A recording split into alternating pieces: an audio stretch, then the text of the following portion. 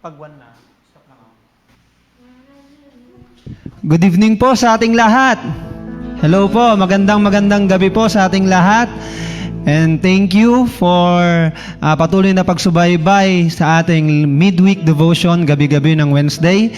And this time, hinihiling ko na kung nasan ka man, basta naririnig mo ko, let us prepare our heart ngayong gabing ito at paghandaan natin ang mga maririnig natin na message. And as we sing this song, Come Holy Spirit, i-prepare rin natin ang mga puso natin.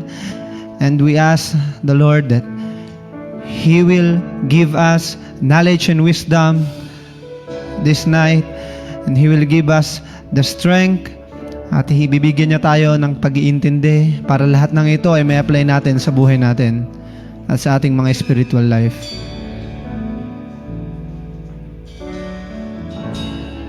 Oh, hallelujah.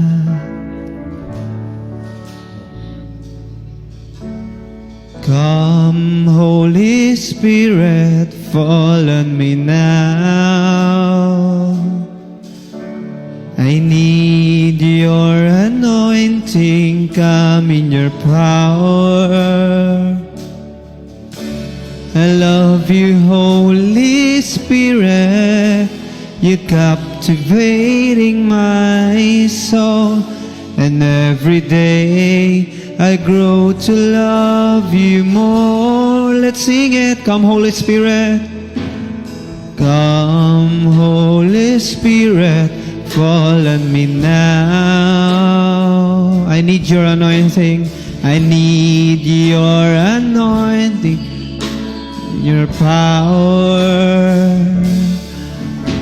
I love you, Holy Spirit, you're captivating my soul, and every day I grow to love you more.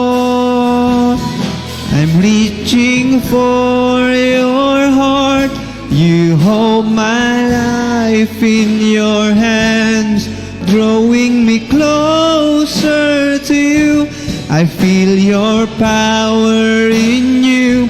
Nothing compares to this place where I can see you face to face. I worship you in spirit and in truth. I'm reaching for your heart. You hold my life in your hands, drawing me closer to you. I feel your power in you. Nothing compares to this place where I can see you face to face. I worship you in spirit and in truth. I worship you in spirit and in truth. I worship you in spirit and in truth. Yes, Lord. Yun po ang panalangin ng bawat isa sa amin, Lord God. Yun po ang sinisigaw ng bawat isa sa amin, Panginoon. We worship you in spirit and in truth, Panginoon. This time, hiniling po namin na kayo pong tumulong sa amin, that you will give us, Panginoon, ng puso na mapagpakumbaba, ng puso, Panginoon, na sa'yo lamang nakasentro, Lord God. And this time, Panginoon, hindi po lingid sa inyong kaalaman, Panginoon, ang mga kasalanan po na nagagawa po ng bawat isa sa amin. Isa po kaming bukas na libro sa inyong harapan, Panginoon. At hinihiling po namin, Lord God, na kayo pong magpatawad po ng mga kasalanan po na nagagawa po ng bawat isa sa amin at nagawa po, Panginoon.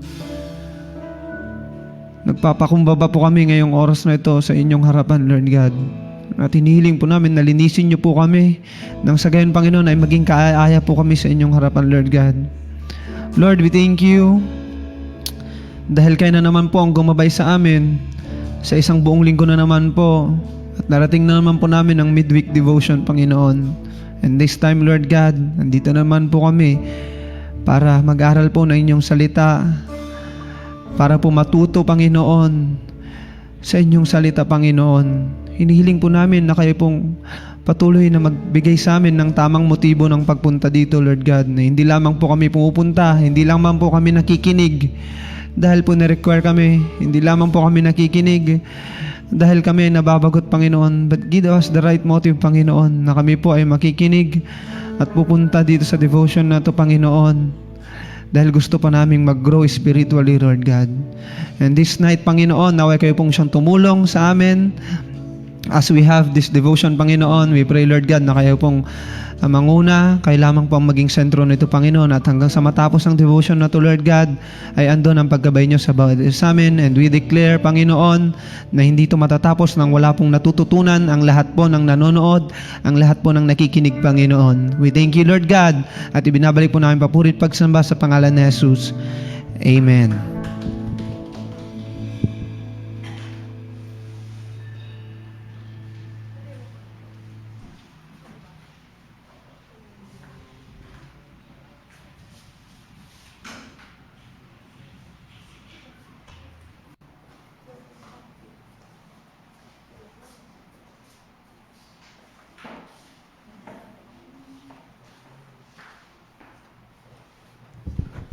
Praise the Lord.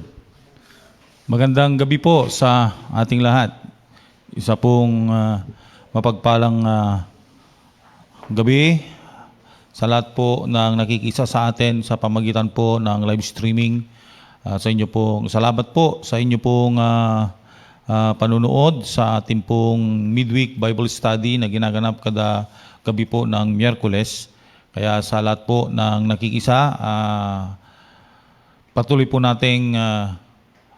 tayong magpuri, sumamba sa ating Panginoon. Okay, sa gabi pong ito, balikan po natin ang ating pag-aaral sa Aklat ng Pilipos. Atin po itong ipagpatuloy. Natapos na po natin ang chapter 3, verse 1 to 11. Natapos na po natin. Ngayon po ay magsisimula ulit tayo sa Philippians chapter 3, verse 12 to 16. At still we are discussing under the topic the spiritual mind. The spiritual mind that combat things na isa po sa mga robbers ng ating joy. Today, ang title po ng ating pag-aaral ay Let's Win the Race. Dapat manalo tayo sa karera. It is our text, sabi ko sa inyo, sa Philippians chapter 2, verse 12 to 16. Pakibuksan po natin at atin po itong sundan nyo ako sa pagbasa nito. Verse 12 okay, to 16. Hindi sa nakamtan ko na ang mga bagay na ito. Hindi rin sa ako'y ganap na. Ngunit sinisikap kong may sakatuparan ang layunin ni Kristo Jesus nang tawagin niya ako. Mga kapatid, hindi ko inilalagay na natapad ko na ang mga bagay na ito. Ang ginagawa ko ngayon, nililimot ang nakaraan at sinisikap na makamtan ang nasa hinaharap. Nagpapatuloy nga ako tungo sa hangganan upang kamtan ang gantimpala sa pagtakatawag sa akin ng Diyos sa pamamagitan ni Kristo Jesus, ang buhay na ahantong sa langit. Ganyan ang dapat na maging isipan ng mga matatag sa pananampalataya. Kung hindi ganito ang kanyang paniniwala, ito'y ipapaunawa sa inyo ng Diyos. Ang kailangan lamang ipagpatuloy natin ang ating natutuhan. Purihin po ang Diyos. In Philippians chapter 3, let us just have an overview of the book of Philippians chapter 3. Apostle Paul is giving us his spiritual biography. Yung 1 to 11, his past, yung kanyang nakaraan, verse 1 to 11. And verse 12 to 16, his present. And verse 17 to 21, his future. We have already met Paul as an accountant. The accountant in verse 1 to 11, and who discovered the new values when he met Jesus Christ. Na-meet na po natin si Kristo sa bilang isang accountant, kung saan nakita nung makilala niya si Kristo ay nagkaroon siya ng bagong pananaw at bagong pagpapahalaga. Now, in this section, we meet Paul, the athlete with spiritual vigor. Yung una, with spiritual value. Ngayon, with spiritual vigor. Yung verb na pressing toward the finish line in the Christian race. So mayroon siyang tinatawag na spiritual vigor. Kaya in this section, we will see Paul. In the final section, makikita rin natin si Pablo bilang isang alien o bisita o manlalakbay with having the citizenship in heaven and looking to the coming of the Lord Jesus Christ. So mayroon siyang new vision or spiritual vision. In each of these experiences, sa mga karanasan ito ni Apostol Pablo, makikita po natin na he is exercising the so-called spiritual mind. Kanya pong isinasa pamuhay yung spiritual na asal, spiritual na kaisipan, spiritual na pag-uugali. At makikita natin na tinitignan niya ang mga bagay mula sa pananaw, mga bagay sa mundong ito sa pananaw ng Diyos.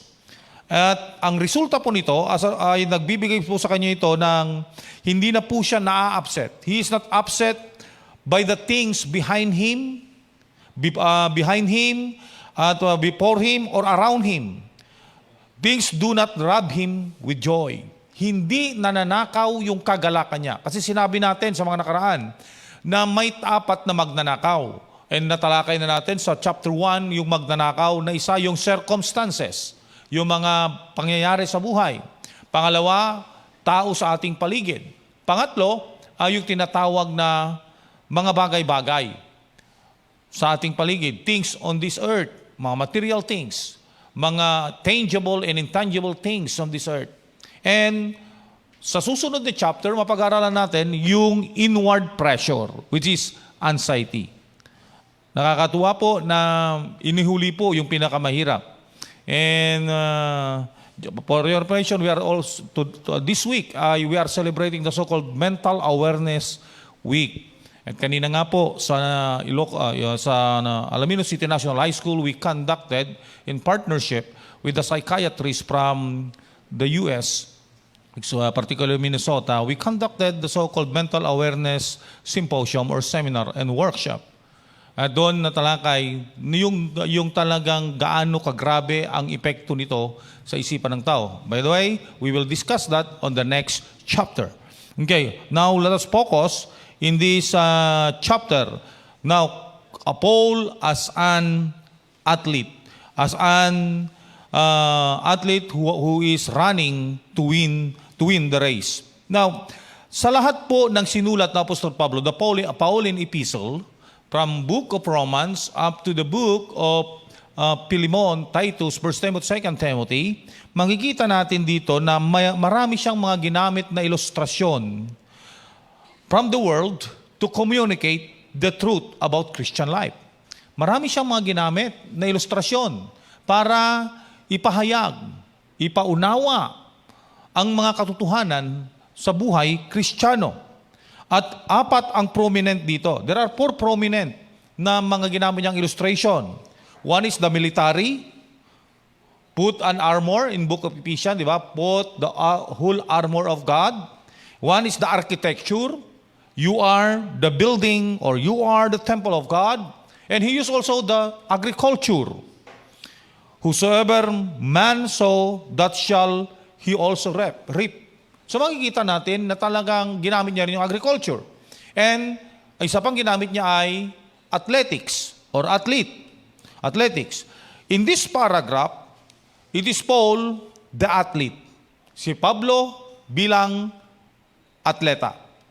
Now, kung pag-aaralan natin dito, kung titignan natin, ano kaya yung sinasabi niyang itong takbuhin, race? Marami pong haka-haka, marami pong nagsasabi ay maaari ito ay isang klase ng marathon o takbuhan, foot race. Pero may nagsasabi rin among the Bible scholars that this is chariot race. And as for me, I will go to the latter view, yung pong tinatawag na chariot race.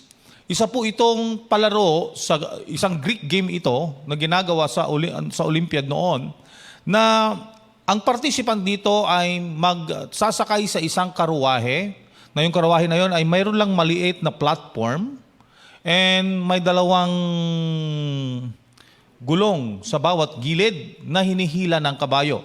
And yung platform ay napaka-narrow, napaka-ikli, na tama lang natatayuan ng isang charioteers. At magkakarirahan sila. At talagang dapat maingat po yung magkakarira to. He need to have balance. Kaya dapat naglilin forward siya and he is controlling the horse. Kaya napakahirap itong chariot race na ito. Okay. At makikita natin na ito yung aking i-adapt, itong chariot race. And mayroon tayong mababasa dito sa verse 12 na sinabi niya, okay? Shall we open our Bible to the verse 12? Hindi sa nakamtan ko na ng mga bagay na ito, hindi rin sa ako'y ganap na. Ngunit sinisikap kong may katuparan ng layunin ni Kristo Jesus nang tawagin niya ako. And even yung so-called, we must work out in salvation in chapter 2 verse 12.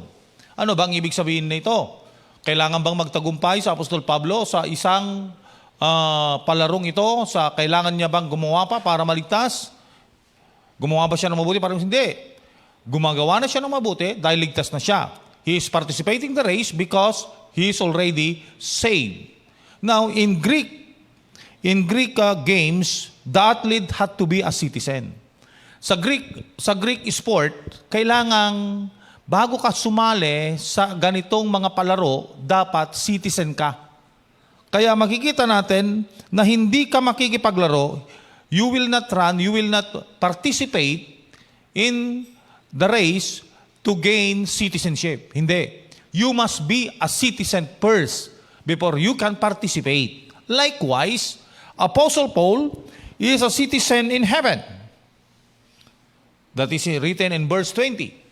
So, citizen na siya sa heaven, and because he is citizen of heaven, he is already a child of God. And because we are citizens of heaven, we are already children of God through faith in Christ. We have the responsibility in running the race and achieving the goals God set for us. So, Kristiyano na tayo, pero hindi po hanggang doon na lang. Napakaganda yung awit po ng mga conquerors for Christ na nagtrayo po nung last Sunday na service natin. Sabi niyo doon, buhay Kristiyano ay hindi hallelujah lang. Hindi lang yung pagpunta sa church. Hindi lang yung mag-Kristiyano ka na. But you must have to win, and we have the responsibility to run the race and win that race. Finish it. Purihin po ang Panginoon. Achieving the goal set by God for us. Kailangang magtagumpay tayo because we as a Christian are destined to be victorious. Amen. Ang isang Kristiyano ay hindi po talunan. Ang isang Kristiyano ay laging nananalo. Purihin po ang Panginoon. Remember this, we are not a victim. We are victors. Because the Bible says, we are more than conqueror. So when we run the Christian race, kailan tayo nagsimulang tumakbo sa takbuhin natin bilang isang Kristiyano? Nagsimula po tayong tumakbo when we receive Jesus Christ as our personal Lord and Savior. We began to run the race. And that is the so-called Christian race. Purihin po ang Panginoon. At may kanya-kanya tayong track na sinusundan. At isa po ang goal natin, to finish the race. Matapos po ang takbuhin natin. Purihin po ang Panginoon. Now, and in order to win the race, we must have things to do. And there are essentials, mga bagay-bagay na mahalaga para nagawin, para magtagumpay tayo sa isang karera. Hindi basta-basta na tawatakbo ka na lang. Hindi. There are essentials in winning the race. And we will discuss that in this section. Okay. Number 1, na essential. In verse 12 to 13. Okay. There are 5 essential that I will be discussing. Tonight, I will discuss the first essential. Okay. In 3:12 to 13, muli kong basahin sa Tagalog, hindi sa nakamtan ko na ang mga bagay na ito, hindi rin sa ako'y ganap na. Ngunit sinisikap kong may sakatuparan ang layunin ni Kristo Jesus na tawagin niya ako. Mga kapatid, hindi ko ipinalalagay na natupad ko na ang mga bagay na ito. Okay. Ang ginagawa ko ay nililimot ang nakaraan at sinisikap makamtan ang nasa hinaharap. So sabi niya rito, hindi sa nakamtan ko na, not as though I had already attained. That is the praise or the sentence that Apostle Paul declared. Itong sentence na to, itong statement na ito, this is the statement of a great Christian who never permitted himself to be satisfied with the spiritual attainments that he have. Of course, Apostle Paul is satisfied with Christ. Si Pablo ay talagang kontento na siya kay Kristo. In chapter 3 verse 10, sabi niya, I am contented with Christ. Kontento na siya kay Kristo. Pero ang ibig sabihin na hindi sa ako'y ganap na o nakamtan ko na. But he was not satisfied or contented with his Christian life. This is the so-called sanctified dissatisfaction. It is the first essential to progress in a Christian race. Nakakalungkot po, many Christians are self-satisfied because they compare their running with the other Christian who are not making much progress. Maraming mga Kristiyano na nagsasabing sila'y Kristiyano, kontento na sila sa kanilang sa progreso ng kanilang pamumuhay bilang Kristiyano.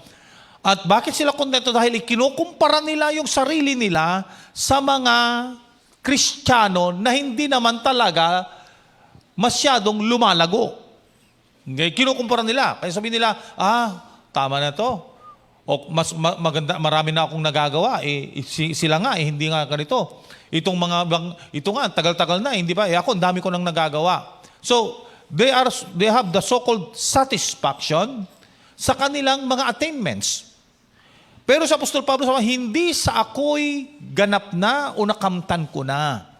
So, hindi siya satisfied.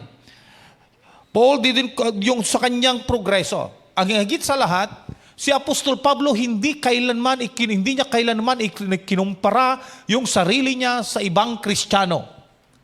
Although, pwede niyang ikumpara at pwede siyang mas mataas pa sa ibang Kristiyano basing on his experience as an apostle.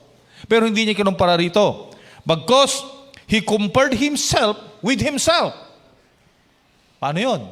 Tinignan niya yung sarili niya at ikinumpara niya ang kanyang mga nagagawa. Nagkaroon siya ng self-evaluation, self-assessment, di ba, sa 3:11? At nakita niya na yung kanyang mga attainment is not enough. Hindi sapat. Kailangan niya ng bagong value. And that is found in his walk and his service to the Lord. At nakita niya na he compared with Jesus Christ. At nakita niya doon na kailangan niya puli. Kailangan niya yung tinatawag na kailangang magpatuloy. Kaya, yung ginamit dito sa verse 12, na dual use of the word perfect in verse 12, and in verse 15, he's thinking he has not arrived yet. Ang kaisipan na Apostol Pablo sa verse 12 and verse 15 ay he has not arrived yet at perfection, but he is perfect in verse 15. Mature. Mature na po siya, pero hindi pa niya namimit doon talaga sa perfection in verse 12. Okay. Yung verse 15, yung maturity naman doon. He is mature. But about the perfection, nandun pa rin siya. As a mature Christian, he yet to reach the perfection. And this is the goal na kanyang ina-attain. Kaya makikita natin na isang marka ng isang Kristiyanong mature in his Christian life ay yung so-called knowledge that he is not perfect.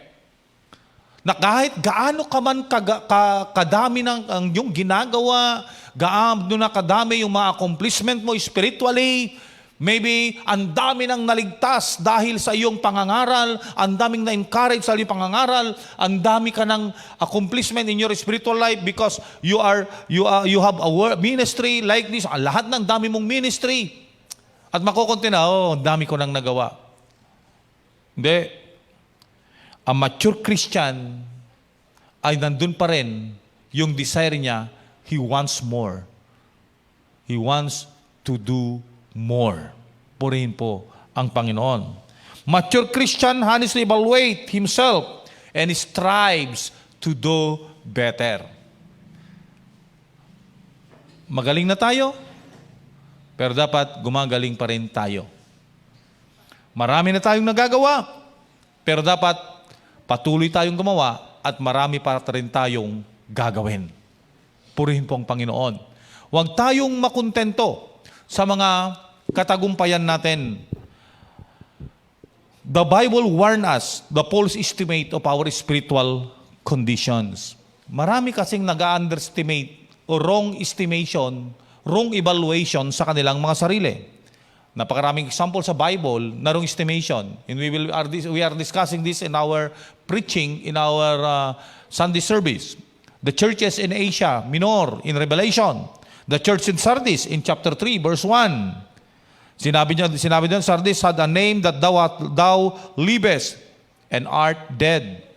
They had the reputation without reality. May reputasyon daw sila pero wala naman silang realidad.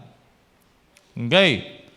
The church in Laodicea boasted that it was rich, when in God's sight it was rich, miserable, poor, and blind, and naked. Sabi na mayaman kami, pero sa paningin ng Diyos, sila po ay hubad, mahirap, miserable, at bulag. Ang Church of Smyrna naman, sinabi nila na ang feeling nila, they are poor, but what we learn? They are rich. Okay. Samson, in Jude chapter 16 verse 20, in Judges chapter 16 verse 20, in Old Testament, Samson thought that he still had the old power, but in reality, it had departed from him. Ang alam niya, sa kanyang sarili, mayroon pa ring lakas.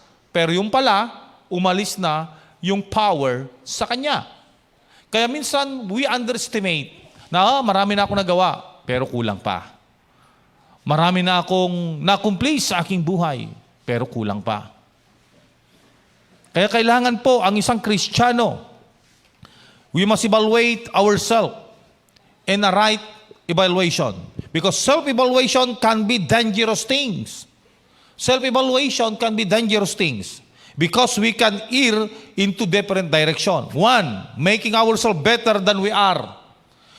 Yung pag-evaluate, pagsusuri natin sa ating sarili, sa ating sarili lamang baka magkamali tayo. May dalawang direksyon tayo doon. Una, baka ang pagtingin mo na sa sarili ay mas mataas ka na sa kakayanan mo.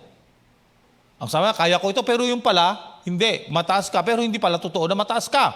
Pangalawa, yung tinatawag na making ourselves worse than we really are. Sabi, mahina ako. Pero, sa katotohanan, malakas ka. Kaya nga po, kung titignan natin, let us have the right evaluation of ourselves. And as a mature Christian, we must consider ourselves na habang nabubuhay tayo, huwag tayong makontento sa mga accomplishment natin in serving the Lord. There are more victories to come. Amen. More success to come. More ministry to come. And as God given you the ministry, victories upon victories will come. Alam niyo po, ito po yung pinagpapasalamat ko sa Panginoon na for the glory of God. When I was young in the Lord, salamat sa Panginoon na born again ako. At wala pang 2 buwan ay ginagamit na ako ng Panginoon sa mga Bible study, mga paglilid ng prayer, Kasi ganito po isa po sa aking patutuo, ang laging nasa isip ko, kung kaya nila, nagagamit sila, kaya rin akong gamitin ng Panginoon. So sa church namin, my home church, ay karamihan sa aming mga workers ay mga young people, mga kabataan. The youngest preacher in our group is 12 years old. And alam niyo po, kami ginagamit ng Panginoon. Way back then, in the Samaria Ministry. Samaria Ministries ang church ko noon under Reverend Marvin Lagmay. The late Reverend Marvin Lagmay, but now Iluhem Christian Church. Kami mga kabataan nakikita ko yung mga kabataan. Every Sunday may naatasan na mag-scripture reading. And as young in the Lord, sabi ko, kung kaya nilang mag-scripture reading, kaya ko rin. Hindi ko mahintay na i-appoint ako ng aking pastor. So ako na po ang nag-volunteer. Sabi ko, Pastor, pwede bang magbasa rin ako? So, my pastor grant my desire. Pinagbasa niya ako every service sa loob ng buong linggo kasi may mga outreach kami araw-araw, and Sunday, ganon, may worship service kami. Pinagbasa niya ako ng scripture reading. And after a week, wow, kaya ko nang magbasa ng scripture reading. Young as I am in the Lord. Tapos sabi niya uli, nakita ko yung kasama kong uling kabataan, nag-lead ng prayer. Sabi ko, kaya gusto ko rin yun. So, tinitignan ko. Tapos sinabi ko ulit, Pastor, pwede bang i-schedule mo ako na mag-lead din ng prayer? I'm volunteering myself. Kasi gusto ko pa I want more. Hindi ayoko yun yung nilagay sa isipan ko for the glory of the Lord. So nag-lead din ako ng prayer. And praise God. Isang linggo rin na nag-lead ako ng prayer. Hanggang nagamay ko na yung pag-lead ng public prayer. Sumunod, nakita ko sila nag-lead ng praise and worship. Sinubukan ko rin mag-lead ng praise and worship. Although hindi magandang boses ko, sinubukan ko rin. Binagbigyan naman ako ng pastor ko because I want to grow. I want to grow and I want to be used by the Lord. At last na desire ko yung mag-preach. Kikita ko yung pastor ko ang galing mag-preach, yung mga ibang mga pastors ang galing mag-preach. So yung aking mentor ang galing mag-preach, ang galing mangaral ng salita ng Panginoon. And sa mission house, minsan isang tanghali, nandun ako, wala kaming outreach, nagpapahinga ako. Sinubukan kong kunyaring mag-preach. Talagang napipreach ako doon, ni-record ko.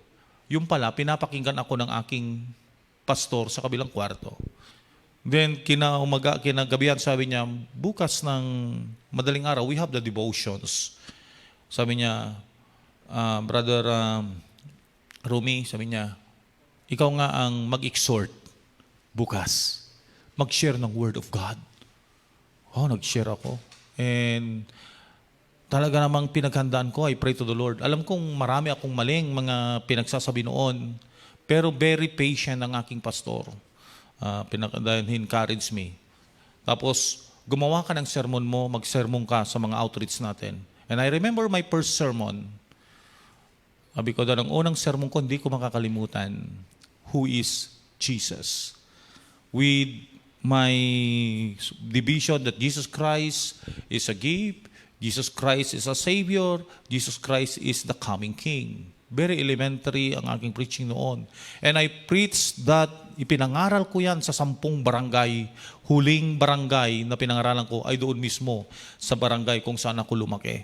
And I praise the Lord, ganun po ako lumaki. Ganun po ako natuto sa salita ng Panginoon. Ganun po ako ginamit ng Panginoon. Kaya 3 months bilang mananampalataya, pinahawak na ako ng aking pastor ng isang Bible study.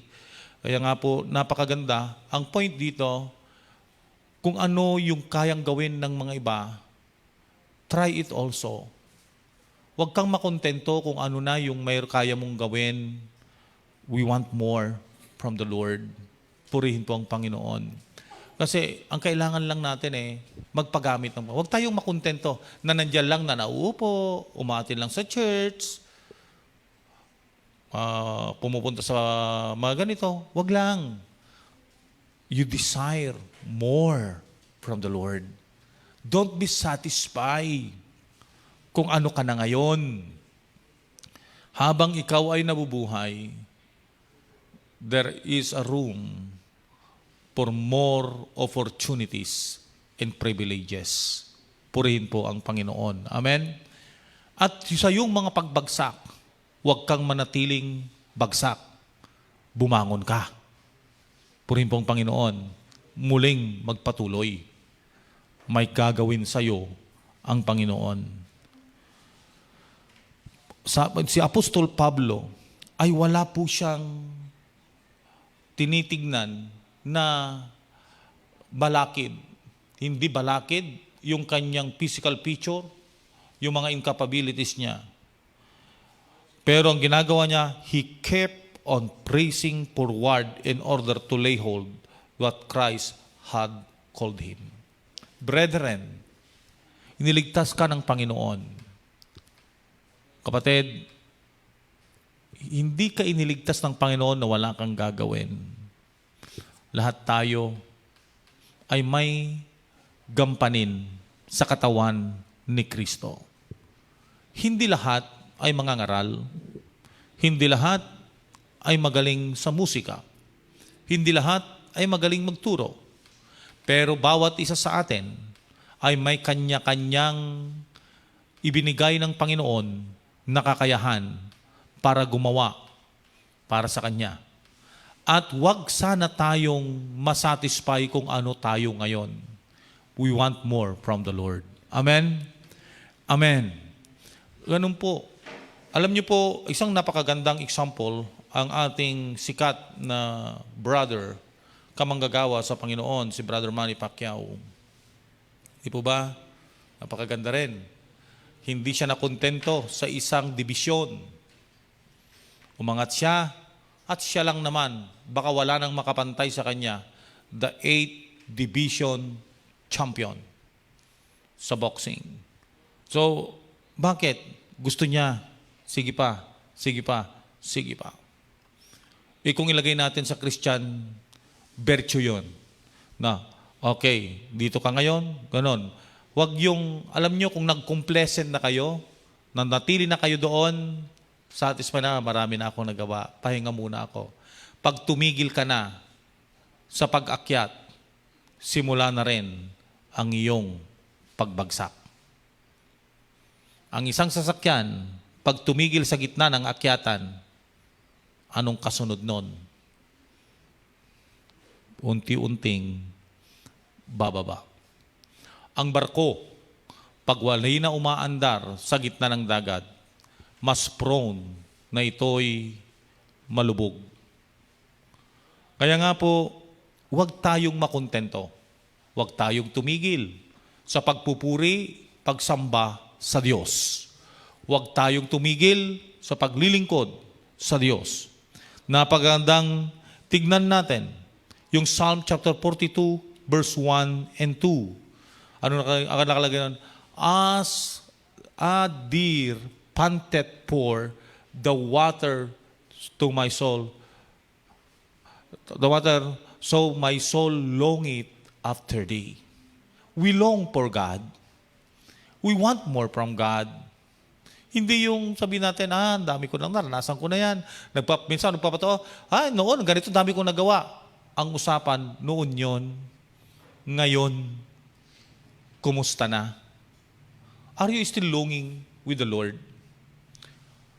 Kada linggo ba nauuhaw ka sa presensya ng Panginoon? Kada pagtitipon ng ito, nauuhaw ka ba? Nagkakaroon ka pa ba ng kauhawan sa salita ng Diyos? O parang wala na lang? Nakakalungkot, in our days, there are so many distractions today.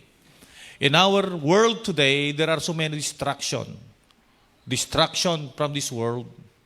Na para bang nadidistract na nila yung ating mga spiritual thirstiness that we want more from the Lord. Sana po, hindi po mawala yun. Kaya ilagay natin, hindi tayo satisfy sa mga attainments natin spiritually ngayon. We want more for the glory of God. Our experience today ay hindi sapat. Mayroon pa tayong mararanasan bukas. Purihin po ang Diyos. Dapat maranasan lagi natin. We must experience God in our life. We must experience Him in our life. Kaya napakaganda po na huwag tayong makontento sa mga blessing na natanggap na natin. Meron pang mas nakandang blessing para sa atin. And to win the race, alalahanin mo, hindi porket narating mo na, if you are running a marathon, hindi porket narating mo na ang halfway, kontento ko na. Alam niyo po, sa marathon, kailangang tapusin mo. Tapusin mo para mai-record na talagang nakarating ka sa finish line. At may record yung oras mo. Kahit nga ba kulilat ka. Ako, tumatakbo rin ako ng marathon noon, sa Bible school kami. At salamat sa Panginoon, lagi naman akong second. Second to the last. Kaya lang, ang importante, nakarating ako sa finish line. Amen? Nakarating ako sa finish line. At hindi ako kulelat. Pangalawa lang sa kulelat. Pero ang importante, nakarating ako sa finish line. Mga kapatid, huwag tayo makontento. Ako, hindi pa ako kontento eh. Alam ko, tumatanda na rin ako. May mga limitasyon na. Ngunit ang aking panalangin sa Panginoon habang ako'y nabubuhay, every opportunity to serve the Lord ay aking igagrab. Kasi pag nakalipas ito, sayang. Sa lahat ng pagkakataon, na may pagkakataon ka na magpuri, maglingkod sa Diyos, maglingkod ka. At huwag kang magsawang sumamba. Level up. Amen? Level up tayo sa ating paglilingkod. As a deer panteth for the water, so my soul longeth after thee. Lagi sana tayong nauuhaw sa kapangyarihan ng Panginoon. Lagi sana tayong nauuhaw sa presensya ng Diyos, sa pagpapala ng Panginoon sa ating buhay. Kaya mga kapatid, sa mga nakikinig, nakikisa sa amin, please do not be contented of your accomplishment spiritually today. God has more blessing prepared for you. Marami pang katagumpayan. Napakaganda yung lumang kanta natin noon. Sabi niya doon, keep me true, Lord. Jesus, keep me true. Keep me true, Lord. Jesus, keep me true. There's a way that I must run. Ang maganda yung kasunod. There are victors to be won. Give me power every hour to be true. Marami pa. Yung katagumpayan mo ngayon yan, konti pa lang yan. Yung mga nagagawa mo ngayon, konti pa lang yan. Huwag kang makontento. The more. Naglilid ka na ngayon ng praise and worship, hindi natin alam. Baka bukas, ikaw ng pastor sa church na yan. Purihin po ang Panginoon. Amen? Mangarap tayo spiritually. Mangarap tayo at kamtin natin ating mga pangarap. At huwag tayong makontento kung ano tayo ngayon. Dissatisfaction. And that is the message today. Sa susunod, yung pangalawang D, purihin po ang Panginoon. Kaya sa mga kapatid natin na nandyan po sa online, my prayer ay kayo ay hindi lamang po nakikinig sa ating mga Bible study, but you will become more mature in the Lord. Kailangan po magpatuloy tayo sa paglilingkod sa Panginoon. Shall we sing that song, As a Deer Panteth For? Alam niyo po ba yon, music team, o hindi na? Okay, shall we sing that song? And sa mga nandyan sa online, makiisa po kayo. In response to the message, let us sing Psalm 42, verse 1 and 2. And may I ask music team to please lead the singing. As a deer. Okay. Our worship leader.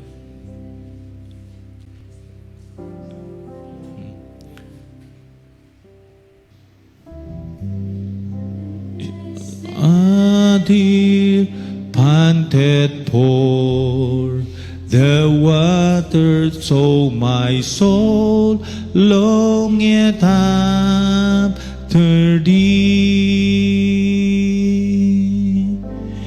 You alone are my heart desire, and I long to worship you.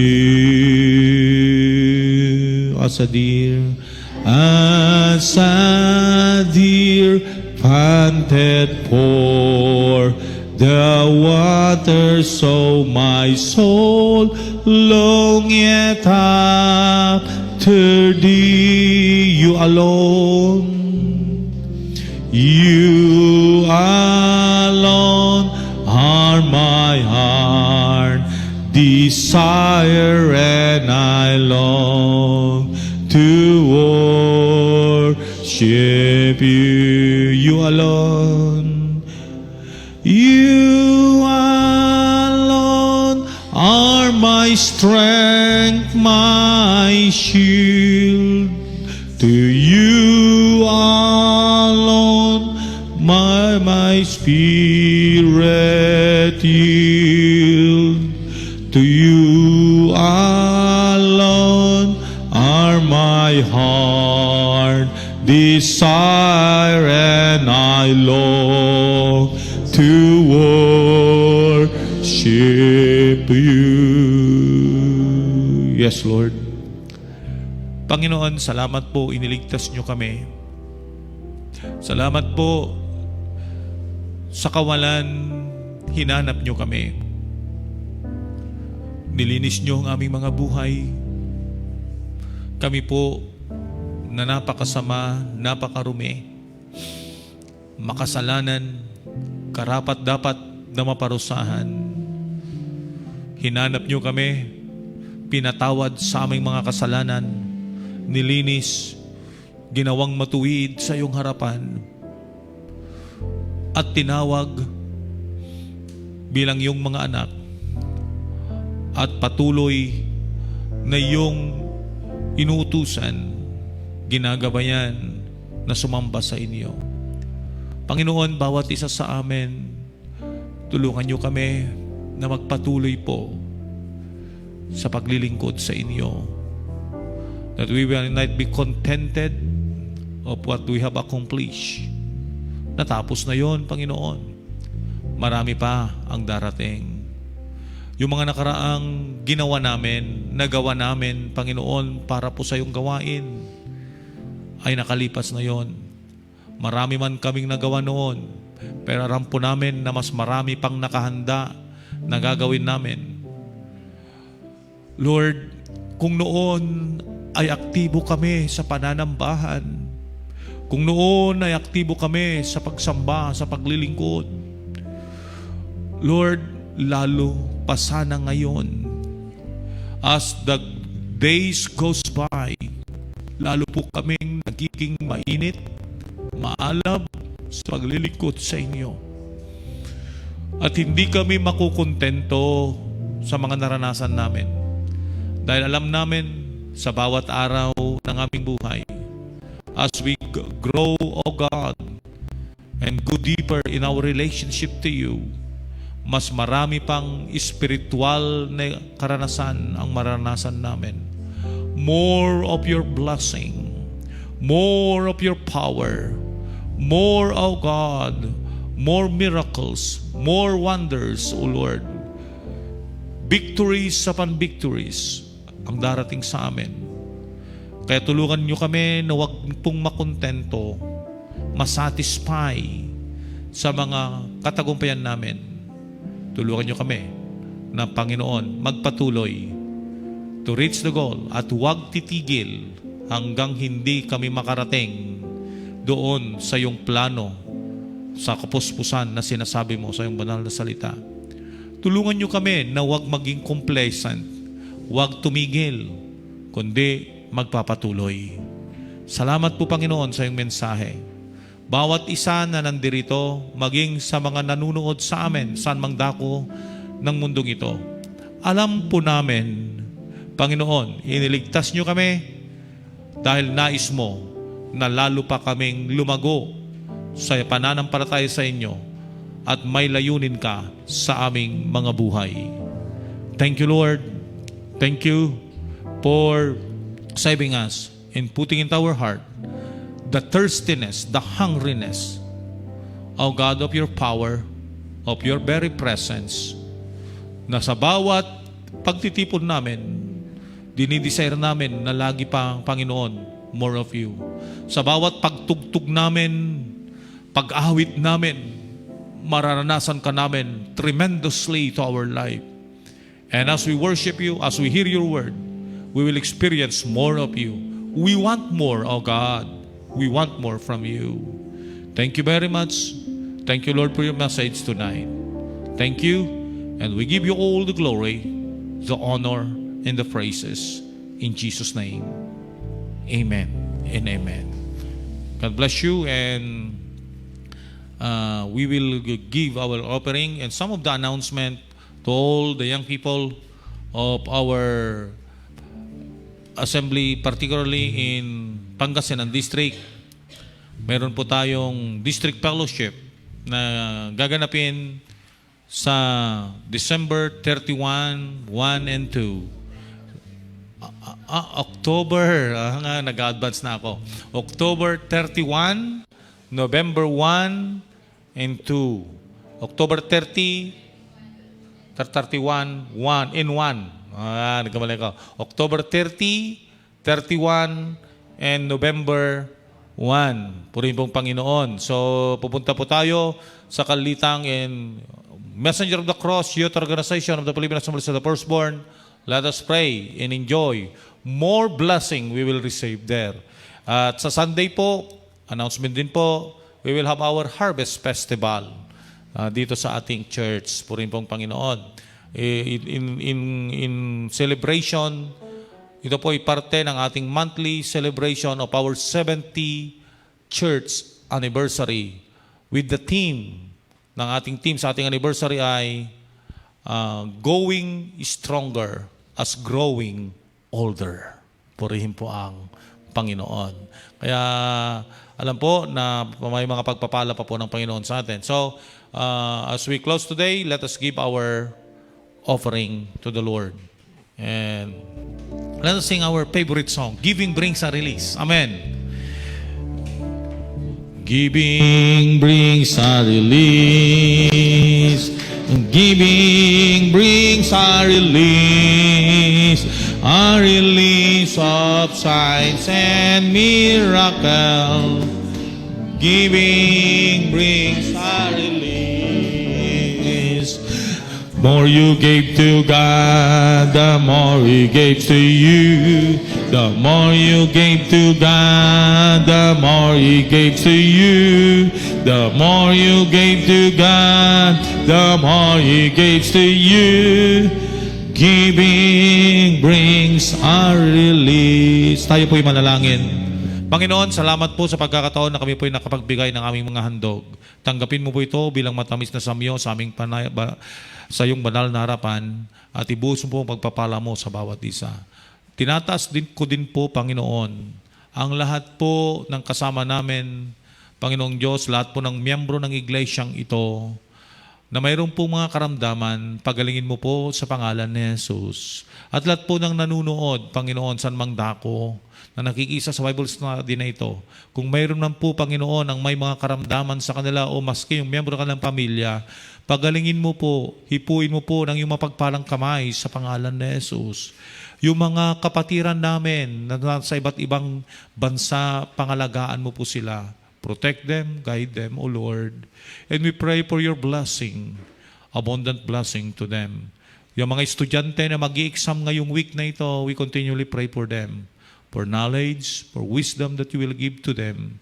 Anak mo po sila, patunayan mo, Panginoon, ng iyong mga anak na tapat sa iyo ay hindi nahuhuli pagkos na sa mga unahan, that you are the one who is giving them wisdom.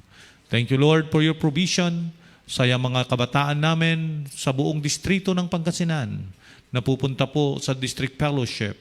We pray for your provision. We pray na ihanda mo pong pangangailangan At hindi lang yung pangangailangang pinansyal, ihanda mo rin po ang kanilang mga puso para po sa fellowship na yan. Pupunta sila at babalik sila sa aming iglesia na punong-puno po ng iyong kapangyarihan. And Lord, magsashine po yung glory mo sa kanilang mga buhay. Salamat po, ihanda mo po ang mga speakers namin, ang mga tagapagsalita mo, ang lahat ng gagamitin mo. And we pray for your protection and guidance and good weather condition on that day. Salamat po, Panginoon. Pagpalain mo po ang aming barangay San Miguel, ang aming bayang Bani, ang aming probinsyang Pangasinan, ang aming bansang Pilipinas. Patuloy kang kumilos, patuloy mong paghariin ang iyong kapangyarihan at ang iyong mga salita ay may palaganap po sa aming lugar at sa aming bansa. Salamat po, Diyos. Ito po ang aming samot dalangin sa pangalan ni Jesus. Amen. God bless you all. Salamat po.